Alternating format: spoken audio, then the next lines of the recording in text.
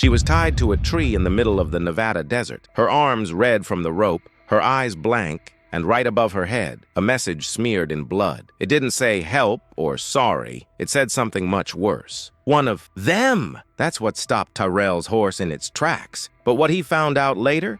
That broke him. Tell me in the comments where you're watching from. I read every one. Tyrell James had no plans to get involved with anyone or anything ever again. He was just a man on horseback, riding from Idaho to Arizona, making his way through Nevada's dust and silence. He'd left the rodeo circuit years ago, left the town, left the family drama, and didn't look back. But that afternoon, as the sun dipped low and the wind picked up, something in the canyon below caught his eye. At first he thought it was trash, maybe old supplies or a busted tent. But as he rode closer, he realized it was a person, a kid, a girl. She was tied to a tree at the base of a dry creek bed, her feet blistered, her cheek bruised. Her clothes were torn, and the look in her eyes said she hadn't slept in days. But what made Tyrell's stomach turn was what was written just above her head. 3 crooked words, smeared in something that looked too dark to be paint. One of them. The words weren't just cruel. They were meant to send a message, and it worked. Because Tyrell didn't keep riding. He stopped. He got off the horse.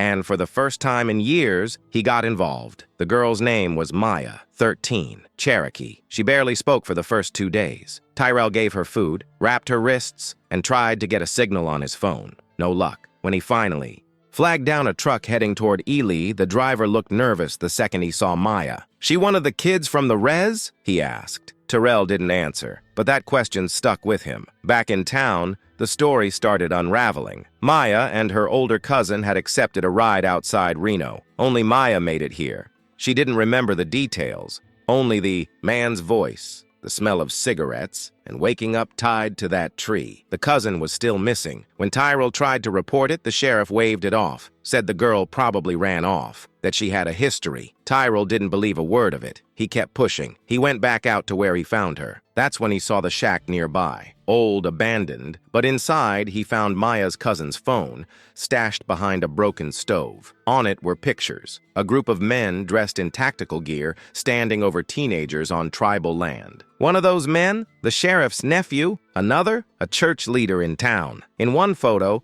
a boy had a bloodied nose. In another, Maya's cousin was clearly being dragged. Tyrell didn't call the sheriff. He called someone else, a reporter he knew from his rodeo days, now working in Vegas. And within 48 hours, the whole story blew open. A vigilante protection group had been forming in the area, convinced that native teens were behind property crimes. They were targeting kids, tying them up, beating them, and filming it. What they did to Maya and her cousin was only part of it. The photos were proof. Arrests followed. The FBI stepped in. Maya's cousin was found alive, barely, in a locked trailer 2 towns over. The sheriff was removed. Several townspeople came forward with more evidence, but the damage was already done. Maya returned home with her mother. Tyrell, for the first time in over a decade, stopped running. He even made a call to his daughter.